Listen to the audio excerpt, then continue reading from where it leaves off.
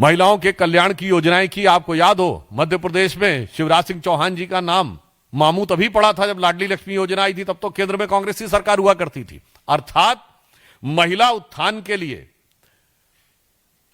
NDA की सोच प्रधानमंत्री श्री नरेंद्र मोदी जी के नेतृत्व में और बिहार में नीतीश कुमार जी के नेतृत्व में एक व्यवस्थित, व्यवहारिक और निरंतर सोच है। It is a methodical, consistent and pragmatic approach.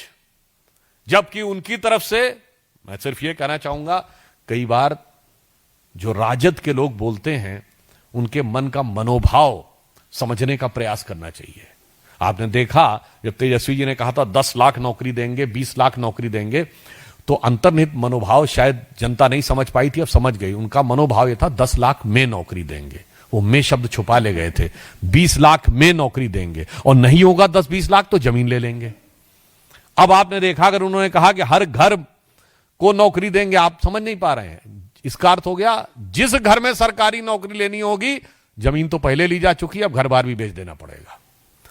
मतलब भाव यह हो गया सरकारी नौकरी के बदले में घर ले लेंगे। अभी तक तो जमीन ली थी। और जहां तक वो महिलाओं की बात कर रहे हैं, मुझे लगता है राजद का कोई व्यक्ति यदि ये बोले, लालू प्रसाद यादव जी के शासनकाल में आजीविका तो छोड़िए, जान और सम्मान पे महिलाओं के जितने बड़े खतरे रहते थे, वो मुझे लगता है आज भी बिहार भूला नहीं है। जो लोग भी 30 वर्ष या उससे अधिक आयु के होंगे, यानी 20 साल पहले की जिनको मेमोरी होगी, उनके दिमाग में बहुत स्पष्ट रूप से होगा। बहुत साफ बात है, जो लोग आज तक अपने शासनकाल में, देखिए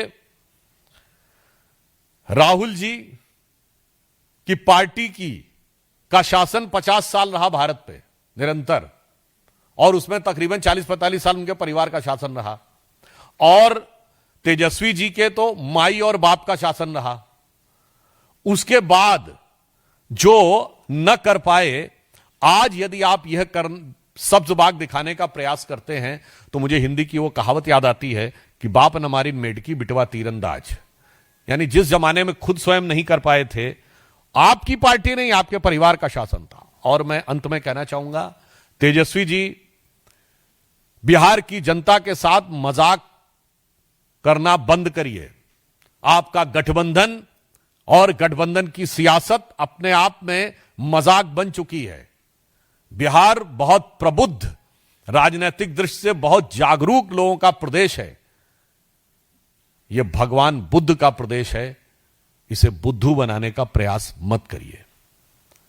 कोई भी व्यक्ति सहज भाव से समझ सकता है कि आप सिर्फ मजाक ही नहीं, क्रूर मजाक कर रहे हैं।